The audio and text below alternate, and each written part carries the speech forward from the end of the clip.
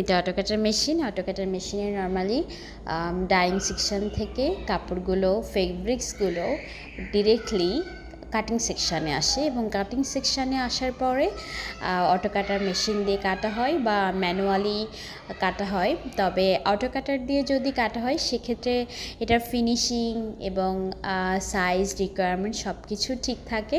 সেক্ষেত্রে সবসময় চেষ্টা করা হয় যে অটোকাটার মেশিনে যদি কাটা যায় সেক্ষেত্রে ভালো হয়।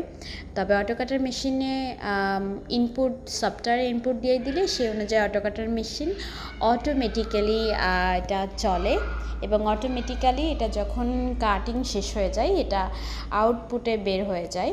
অ্যান্ড এটা অটোমেটিক্যালি সফটওয়্যারে সব কিছু প্রসেস ইনপুট দেওয়া থাকে, যার কারণে এটার জন্য আলাদা করে কাউকে এটা রান করাইতে হয় না।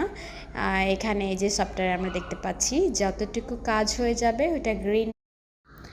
সো এইটা আমরা দেখতে পাচ্ছি যে অটোকাটার মেশিনে এইগুলো প্রসেস হবার পরে এটা বের হয়ে আসছে অটোমেটিক্যালি। এখানে কোনো রকমের কাউকে কোনো প্রসেসের জন্য কোনো রকম কোনো কাজ করতে হচ্ছে না, বা এখানে এইটা জাস্ট একজন একটু পরপর চেক দিচ্ছে যে সব কিছু ওকে আছে ওয়াইজ। এখানে আসলে কাউকে সার্বক্ষণিক দেখার জন্য বা এটা চালানোর জন্য কাউকে থাকতে হয় না এবং এটা অ্যাকুরেট হয়, যার কারণে